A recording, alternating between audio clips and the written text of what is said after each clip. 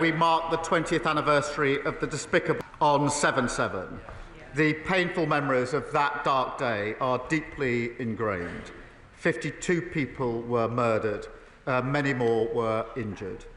We thank our emergency services who ran towards danger with true bravery and send our deepest condolences to the victims, the survivors and bereaved, and all those forever affected by that appalling day.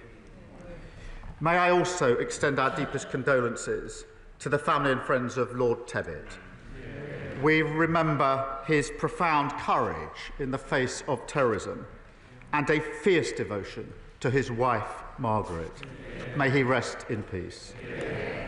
Mr. Speaker, we also mark the 30th anniversary of the genocide at Srebrenica.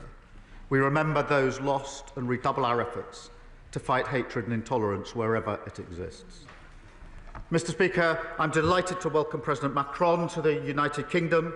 Our relationship has never been stronger, and we're focused on tough new tactics to tackle illegal migration, major economic investment to create jobs, and leading our allies to support Ukraine. Mr. Speaker, this morning I had meetings with ministerial colleagues and others. In addition to my duties in this House, I shall have further such meetings later today.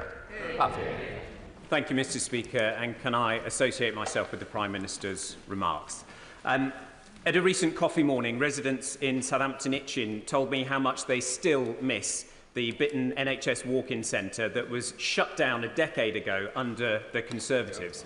So can I begin by welcoming this government's 10-year plan and its commitment to neighbourhood health services. And as we put this plan for change into action for my local residents, does the Prime Minister agree that Bitton is an excellent location for the first new neighbourhood health centre? Well, I pay tribute to him for making the case for his constituents, and I know the Health Secretary will give it every consideration. Mr. Speaker, the 10-year plan will establish neighbourhood health centres in every community, and that'll make a massive difference, starting in the places where the need is greatest and life expectancy at its lowest. Mr. Speaker, I'm proud that we promised 2 million extra NHS appointments in the first year of a Labour government, and we've now delivered £4 million. We shouldn't forget that the record investment that made that possible in the budget was opposed by all the parties opposite. Leader of the Opposition, Mr. Speaker, can I echo the Prime Minister's sentiments about the horrific terrorist attack of July the 7th? I was pleased to be at the commemoration service on Monday, and in particular our thoughts are with the families of those who lost their lives, those who had to go on without their loved ones. And Mr. Speaker, I would like to pay tribute to Lord Tevitt, who died yesterday at the age of 94. He was a man of iron integrity and conviction, who by his efforts helped to save our country from the chaos of the 1970s. We all owe him so much. Mr. Speaker, in their manifesto last year, Labour promised not to increase income tax, not to increase national insurance, and not to increase VAT. Does the Prime Minister still stand by his promises? Yes. Mr. Speaker, it is rare. It is rare, yes. It is rare that he's able to give a clear answer, but I'm glad that he has done so, because he also promised, in fact, he boasted that he solved the doctor strike. But only a Prime Minister who was so weak and giving 28% pay rise to doctors, only now we see that they're still voting to strike again. He folds in every negotiation and claims that it is a triumph. Yes, he does. And we saw at the budget, Mr. Speaker, more promises. The Chancellor promised that she would lift the freeze on income tax and national insurance thresholds, because in her words, they hurt working people. Is that still government policy? Mr. Speaker, no Prime Minister or Chancellor is going to write a budget in advance. We are absolutely fixed on our fiscal rules. We remain committed to them. We remain committed to our budget, to our manifesto commitments. I realise that sticking to your fiscal rules and your manifesto commitments is a bit unfamiliar to the party opposite, but it's because of the decisions the Chancellor took, that this government has taken, that we can update the House. £120 billion of inward investment into this country since we took office. Business confidence at a 9-year high. That's longer than the Leader of Opposition has been in Parliament. Deloitte this week saying the UK is now the best place to invest, creating 384,000 jobs. What a contrast to the mess that we inherited from the party opposite. Mr. Speaker, there is no clear answer there. The whole House would have heard him fail to rule out freezing tax thresholds. He could say it in the first question, he could promise, but he couldn't this time round. But what does this mean, Mr. Speaker? He's talking about record investment and more jobs. We know that people are losing their jobs. Unemployment has gone up under Labour every single month since it's their year in office. But what does it mean on this issue of tax thresholds? It means that under Labour, millions of our poorest pensioners face being dragged into income tax for the first time ever. Does the Prime Minister think it is right that struggling pensioners should face a retirement tax? Mr. Speaker, for a Prime Minister or Chancellor to say we're not going to write a budget in advance isn't a Labour thing or a Tory thing. Every single Prime Minister and Chancellor says they won't. We will stick to our manifesto commitments. We will stick to our fiscal rules. This is a language they don't understand, which is why I have to... That's what got us into the problem in the first place. And while she comes here every week to talk the country down, that investment, record investment, £120 billion, that will be good, well-paid jobs across the country. And this investment, Mr. Speaker, is foreign investors who can choose whether to invest in this country. They're choosing to invest in this country now because they have confidence in what this government is doing.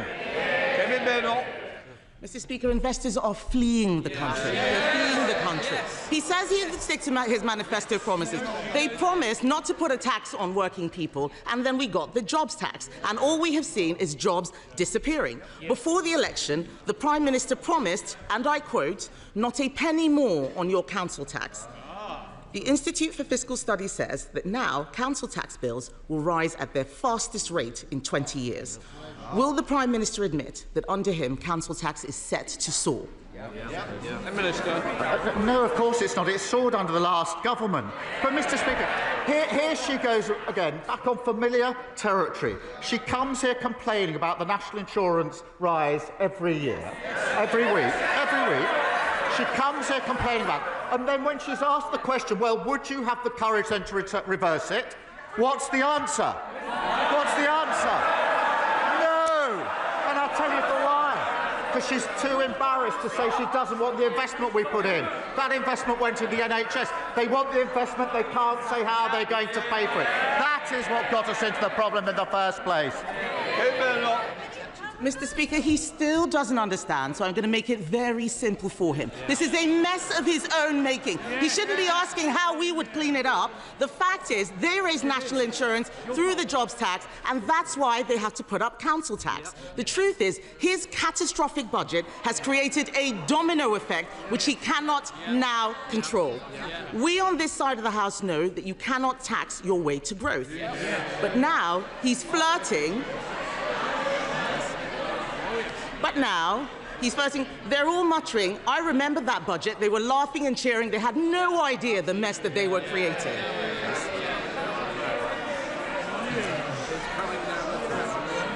They should go and explain to their constituents about why unemployment is going up.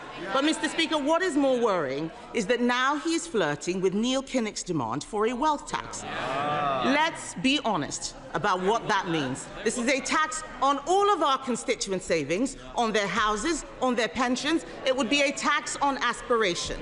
Will the Prime Minister rule this out? Mr. Speaker says we shouldn't be asking them for advice on the economy. She's absolutely right about that. We will not be asking for their advice. What we did in the budget was stabilise the economy through the measures taken by the Chancellor. And what has that led to? 4 interest rate cuts. For mortgage holders, that's hugely important. Compare and contrast what happened to the Liz Truss mini-budget. The fastest growth in the G7 in the first quarter of this year. Wages up more in the first 10 months of a Labour government than the 10 years under the Tories. So, no, we don't need lessons from them. Mr. Speaker, he says he stabilised the economy. Has he spoken to any farmers recently? Yes. It is time for him to take responsibility for the mess he is making. He has been in office for a year, and all we see is him congratulating himself on what a fantastic job that he has done. Nobody out there believes it. No, not even them. Not even them. What a weak chair. Mr. Speaker, he's congratulating himself. We can compare records. He talks about the fastest growing economy. We left him the fastest growing economy of the G7. We cut the deficit in every year until the pandemic. We got inflation down to 2%. On his watch, taxes are up. Unemployment is up. Inflation is up. And this weak Prime Minister has been forced into a series of chaotic U-turns. Yesterday, Mr. Speaker, the OBR said that our economy is being eroded under Labour. Doctor strikes, tax bombshells, the wealthy leaving in droves. Isn't the truth that under him he is dragging us back to the 1970s? Yeah. Mr. Speaker, responsibility. We're responsible for 4 million extra appointments in the NHS. We're responsible for a 10-year plan on the future of the NHS after they broke it. We're also responsible for free school meals being rolled out in a way which has never been done by any government.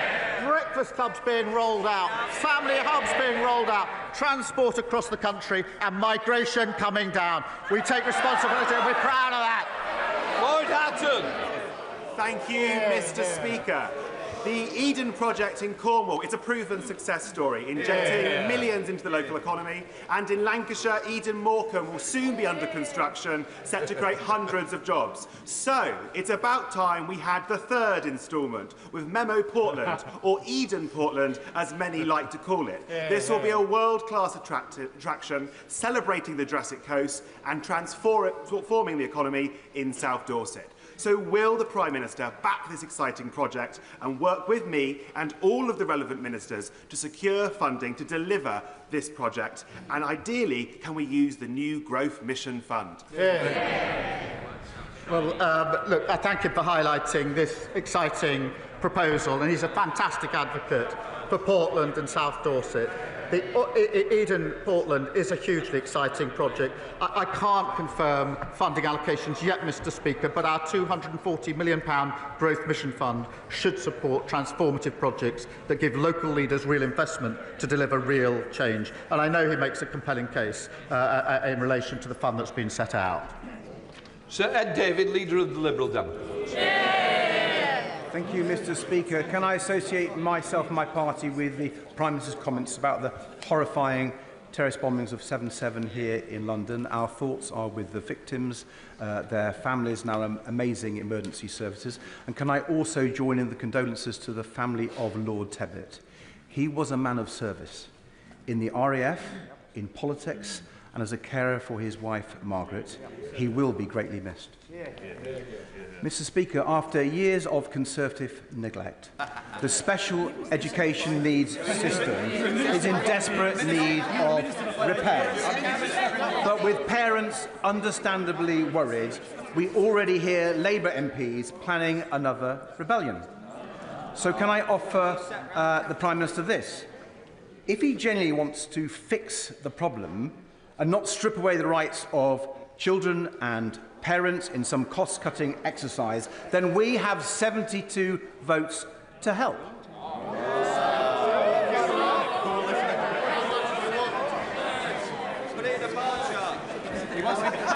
So, will the Prime Minister look at the 5 tests for SEND reform we have published today and work with us to make it happen? Well, Mr. Speaker, it's telling that when he raises the question of the broken SEND system, they laugh at the back of the Tory boxes. They laugh. That's how seriously they take their responsibility. Absolute shame. But as he knows, every week across the House, people raise this issue with me. I think it's been raised more times than anything else. And everyone knows the system is broken. And again, guess who broke it along with everything else? It doesn't work for parents, and it lets down children. So we do need to reform and change it. That's not about saving money. We've already invested an additional £1 billion into SEND, but it is about creating a new system that truly supports every child. And we're developing proposals. We want to work with parents and teachers to get this right, and I would expect him to welcome that. Sir Ed Davey. Well, I thank the Prime Minister for his reply. We want to work across the House to fix the mess that lay live. We don't want another welfare-style mess this time. We've got to fix this properly for parents and children. Mr. Speaker, the Conservative government badly undermined the security of our borders by ripping up the returns agreement that allowed us to send migrants back to Europe. So I hope the Prime Minister can secure a new returns agreement with France that acts as a real deterrent to stop the votes. And the Conservatives also sent hundreds of millions of pounds to France and got nothing in return. Does the Prime Minister agree that any new funding to the French government must be conditional on them agreeing a returns deal and doing their bit to stop the votes? Mr. Speaker, we're working closely with the French on this issue. We'll only provide funding that delivers for our priorities. We are working closely. We share information to a much greater extent than was the case before. We've got a new specialist intelligence unit at Dunkirk, and we're the first government to persuade the French to review their laws and tactics on the North Coast to take more effective action. I'll be discussing this at meetings with President Macron both today and tomorrow. Don Slinger. Thank you, Mr. Speaker. In light of recent events, could the Prime Minister update the House on the work of the COVID Corruption Commissioner? And does he agree with my constituents in Rugby, Bulkington and the surrounding villages that there should be no place in public life for people who exploited the pandemic and defrauded the taxpayer to line their own pockets? My honourable friend makes a powerful point, and I hope it was heard on the benches opposite. It's an absolute scandal that failed PPE contracts were handed out by the Conservatives at taxpayer funds of £1.4 billion. We're focused on getting our money back. I can confirm the Commissioner is now investigating fraud involving bounce back and business support loans, and we will continue to go after the fraudsters, the grifters and the con artists, no matter who they are or where we find them. Nigel Farage. Thank you, Mr. Speaker.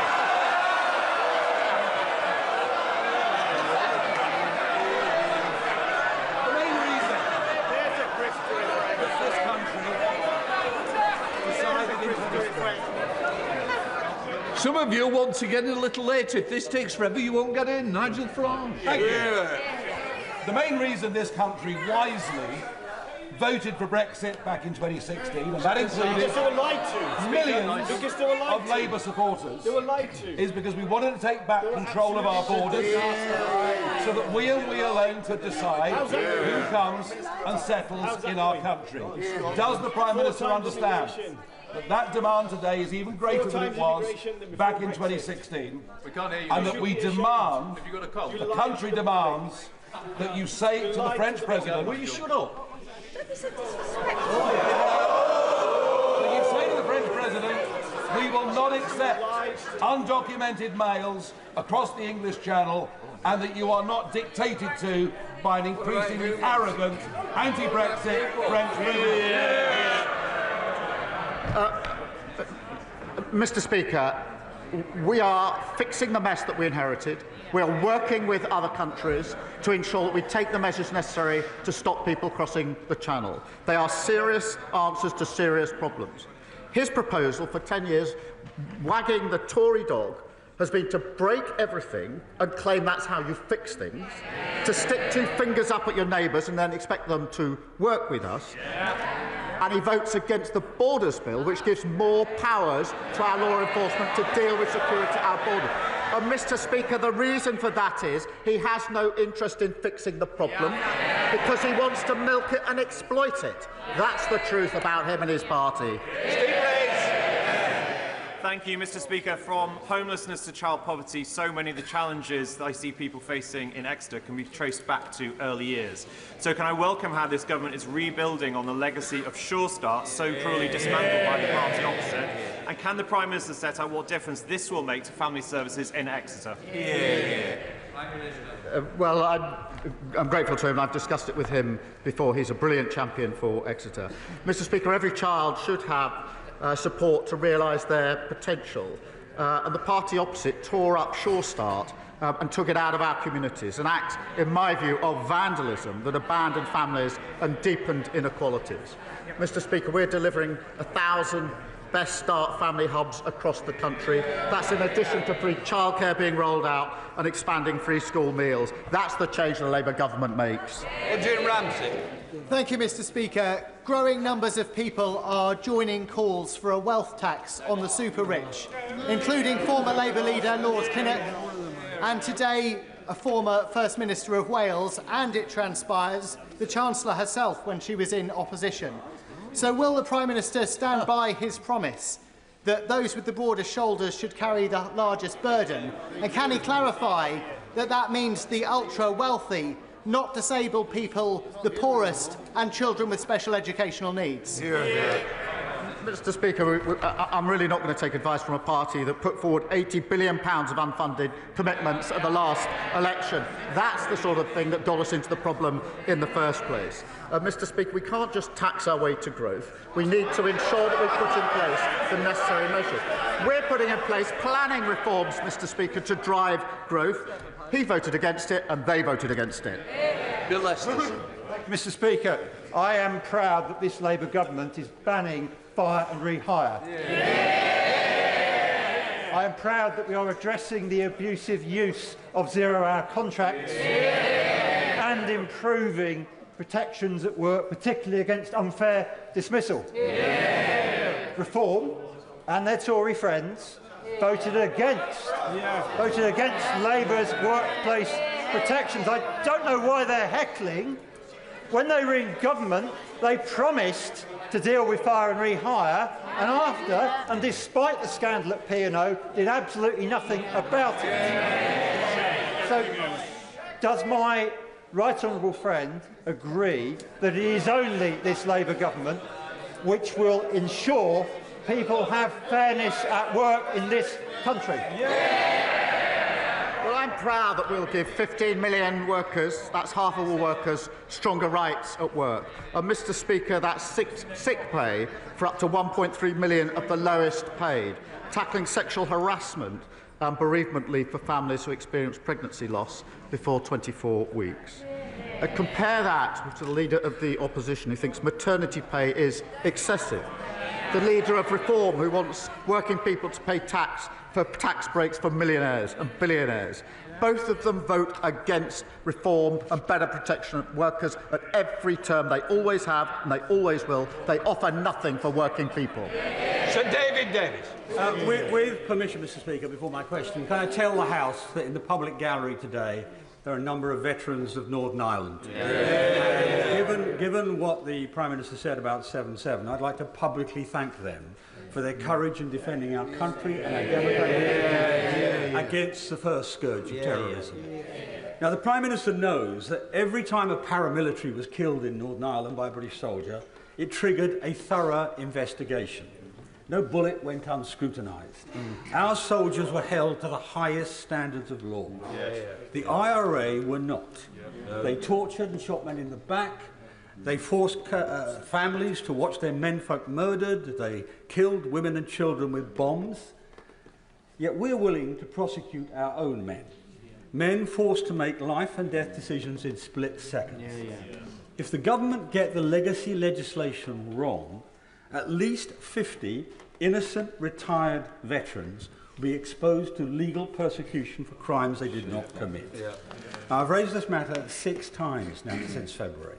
So I ask again, on Monday, when we debate this matter in Westminster Hall, will his government protect our veterans, or will it sacrifice them to politically motivated lawyers trying to rewrite history with a pack of lies? Can I join him in his thanks to the veterans here today with us and to all veterans? And I mean, he knows this is a serious issue, and the outing of his at the end of his question didn't really reflect that seriousness, because the scheme that was set up by the party opposite was found to be unlawful in the courts, and he knows it. And it wasn't supported by the communities. It would have meant, as he knows, immunity from prosecution for those who committed the most appalling terrorist crimes. And that's why it didn't have support in the communities and didn't have the support, I think, of any political party in Northern Ireland. And that was amongst the reason it was found to be unlawful. So we have to tread carefully, we have to get this right. And I'll work with him on that, but we don't get there by cheapening the debate. We will look at the address.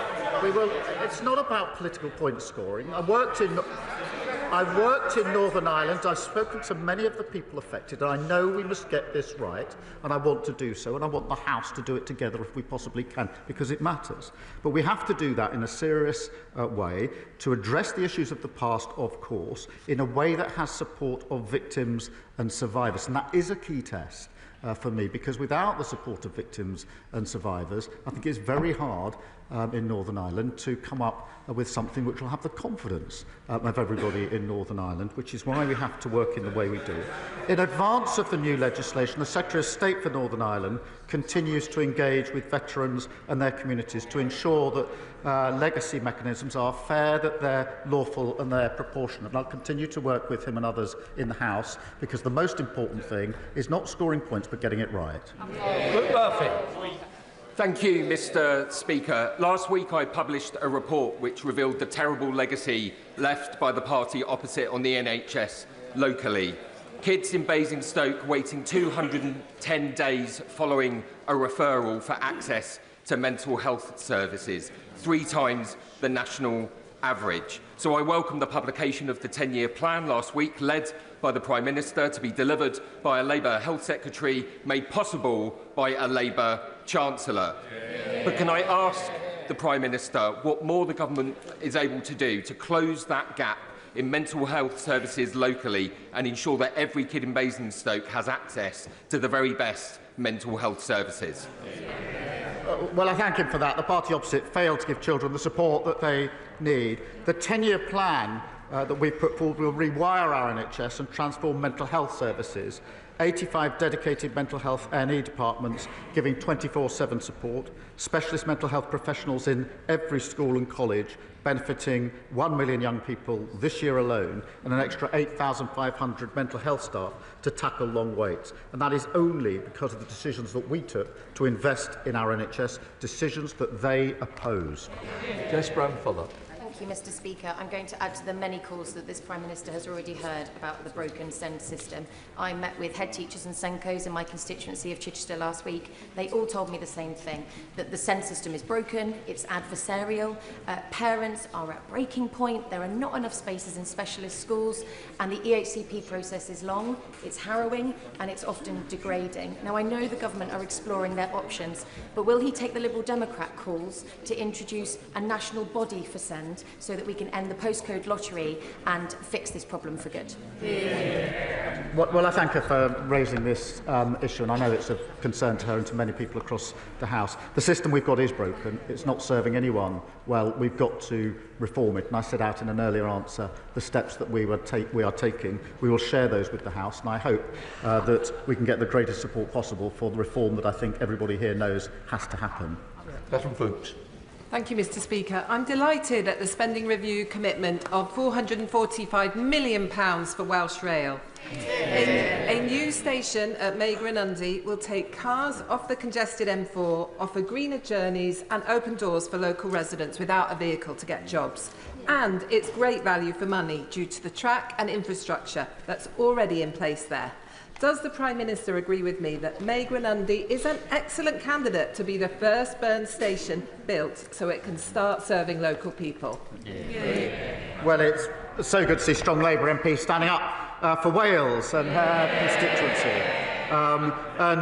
She makes her case. I can't confirm the plans yet, but we will consider recommendations from the Burns Commission, which includes a proposal for a new station in her constituency. And I'm delighted, Mr Speaker, just this week we set out a major road and rail schemes across the country, the A66, Newark Bypass, Midlands Rail Hub, creating tens of thousands of jobs, new homes and better journeys for millions of travellers. Thank you, Mr Speaker. In the past few weeks, I've spoken to 5 people from my rural constituency of North Devon who have been forced to remove their own teeth with pliers or with amateur surgical kits bought online because they are unable to find an NHS dentist. What would the Prime Minister say to those people, Mr Speaker? And when will the government banish this dentistry crisis to the history books where it belongs? Well, Mr Speaker, another shameful legacy from the party opposite, with 1 in 4 adults struggling with NHS care and tooth decay as the most common reason for hospital admissions for children aged 5 to 9 under their watch. We are fixing this, Mr Speaker, and I can set out what we're doing. We're rolling out 700,000 urgent and emergency appointments. We're reforming the dental contract and recruiting more dentists and newly qualified dentists to practice in the NHS for a minimum period. All of that only made possible because of the investment we put in the budget, which they all opposed. Millennial. Thank you very much, Mr Speaker. Tax evasion, money laundering, illicit goods, illegal working all undermine our high streets like Freeman Street in my own constituency, undermine local business confidence and challenge community cohesion. That's a reality around the country because of the explosion of vape shops, fake barbers, Harry Potter shops, American candy stores. Will the Prime Minister commit to working with his Cabinet to bring in a national strategy to tackle the scourges of the High Street and restore High Street confidence? Well, she's right to highlight this issue, Mr Speaker.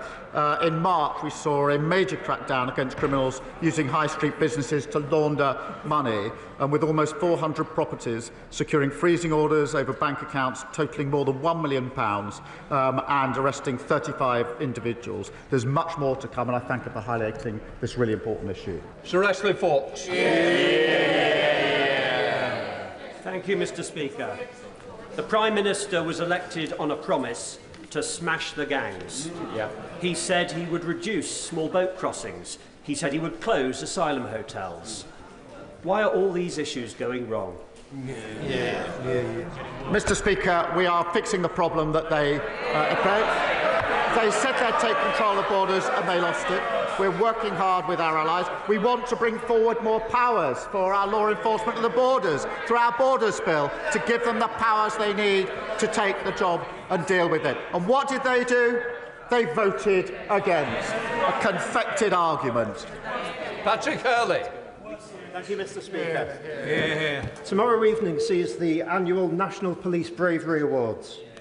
3 of the officers nominated this year are 3 of the officers who were first on the scene of the tragedy in my Southport constituency last summer. So will the Prime Minister join me in paying tribute to Sergeant Gregory Gillespie, Constable Luke Holden and PCSO Timothy Parry, who are with us in the gallery today, for their immense bravery in the face of evil. And just like our brave officers will always protect and defend us when we need them to, does he agree with me that this government will always support our brave officers in return? Well, can I start by saying that the thoughts of the whole House, of course, are with the families of those that lost their little girls and all those affected by this terrible incident. I would like to put on record our heartfelt thanks to all of those who responded and those that are with us today, Sergeant Gregory Gillespie, PC Luke Holden, PCSO Timothy Parry. These officers ran towards danger to protect young lives, Mr Speaker. I have met a number of them, and it is truly humbling to see the bravery and professionalism that they brought to their job that day and every day. Southport is a wonderful and loving community. In difficult days, they've shown kindness, empathy and courage.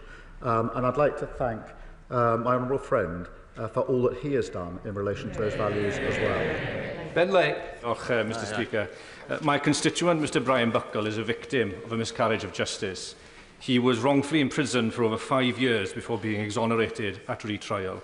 Now, Mr. Speaker, despite a jury unanimously finding him not guilty of the crimes for which he was imprisoned and the devastating impact this injustice continues to have on him and his family, his application for compensation was denied due to a 2014 change to the law that requires those who have been wrongfully imprisoned to prove their innocence beyond all reasonable doubt. This is an almost impossible hurdle to overcome.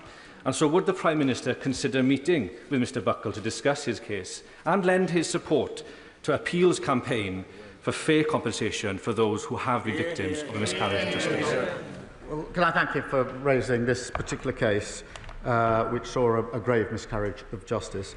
In relation to the statutory test for compensation, this has been raised in the House before, and I've undertaken to have a look at it. And I know he's working, I think, with the Minister responsible on the particular case that he raises. Well, let's... Thank you, Mr Speaker. Can I thank the Prime Minister for leading from the front in promoting the importance of his role as a father in keeping time for family life.